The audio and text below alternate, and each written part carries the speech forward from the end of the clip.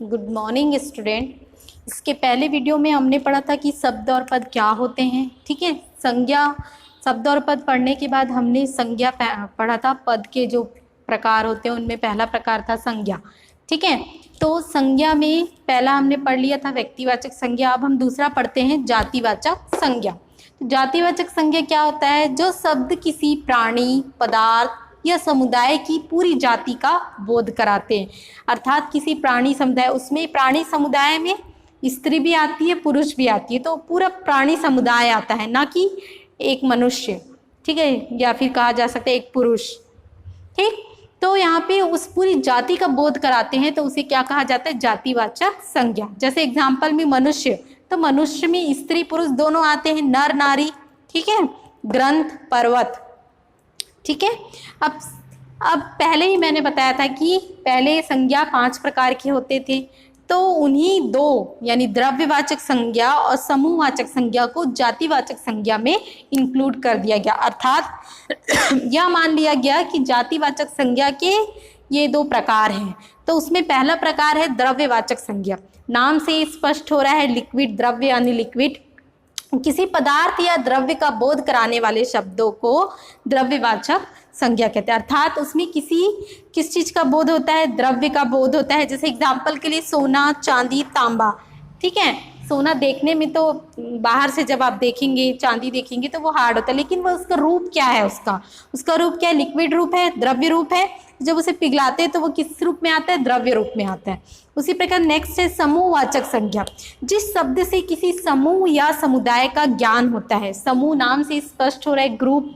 ठीक है, तो ग्रुप जैसे हमारी कक्षा वो समुदाय में होती है, सेना समुदाय में होती है, परिवार, घर क्या होता है? घर किससे बनता है? परिवार के सदस्यों से बनता है, तो वो क्या हुआ? परिवार। ठीक, झुंड, कहीं पे भी जैसे आप कहीं किसी सभा में गए तो वहाँ पे झुंड के झुंड लोग रहते, तो वो क्या होगा? समूह होगा, भीड़। उसी प्रकार जुलूस निकलती है तो उसमें बहुत सारे लोग एक साथ आते हैं, तो वो क्या कहलाता है? समूह, समूहवाचक संज्ञा कहलाता है। तो एग्जाम्पल में जुलूस हो गया। ठीक है, अब हम आते हैं नेक्स्ट पॉइंट, 3rd नंबर, भाववाचक संज्ञा। किसी गुण, दशा, कार्य, भाव या स्वभाव का बोध कराने वाले शब्दों को भाववाचक संज्ञा कहते हैं। जैसे नाम से स्पष्ट हो रहा है, भाववाचक संज्ञा, जिसमें क्या है? गुण भी है, अवगुण भी है, दोष भी है। ठीक है, तो बहुत सारे भाव हैं। अर्थात मनुष्य क्या है? एक भावनात्मक प्राणी है, जिसमें बहुत सारे भाव होते हैं।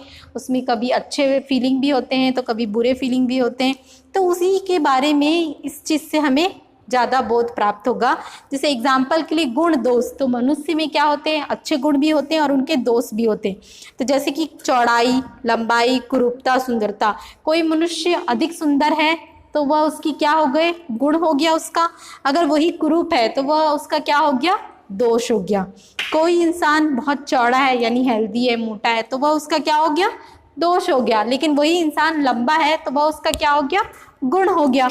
उसी प्रकार दशा, तो दशा यानी दशा जीवन में हर कभी ना कभी कोई हर बच्चा जब जन्म लेता है तो वह क्या होता है? बचपन, उसके बाद फिर वह यौवन अवस्था में आता है, उसके बाद फिर वह बुढ़ापे में जाता है। तो उसी प्रकार अवस्थाओं को ही दशा कहा गया है। तो जैसे कि एग्जाम्पल लिए बुढ़ापा, यौवन, यौवन यानी यंग जनरेशन। ठीक, उसके बाद बुढ़ापा यानी प्रौढ़ावस्था। तो ये दशा को दर्शाते हैं। जैसे मनुष्य क्या है? बचपन में छोटा रहता है, उसके बाद वह थोड़ा बड़ा होता है। ठीक है, तो उसके बाद फिर उसे यौवन यानी कि यंग होता है वो, उसके बाद फिर बुढ़ापा। यानी बुढ़ापा कैसे पता चलता है? एग्जाम्पल में जैसे कि बाल पक जाते हैं तो वो क्या होता है? बुढ़ापा दर्शाता है। ठीक है, अब भाव, तो भाव, आशा, मैंने पहले ही कहा था कि भाववाचक संज्ञा में भाव से ही बोध होता है। तो भाव यानी आशा। ठीक, स्वार्थ, शत्रुता, शांति, क्रोध, हर मनुष्य के अंदर ये सारी भावनाएं होती हैं। ठीक है, स्वार्थ, कभी उसी किसी न किसी चीज़ के लिए अपने अंदर स्वार्थ की भावना फील होती है, कभी शत्रुता के लिए किसी के प्रति द्वेष की भावना, तो कभी शांति की भावना, तो कभी किसी के लिए क्रोध की भावना। तो ये सब क्या है? भाव है। नेक्स्ट है कार्य। सहायता, प्रशंसा, किसी की सहायता करना या किसी की प्रशंसा करना, ये किसके अंतर्गत आते हैं? कार्य।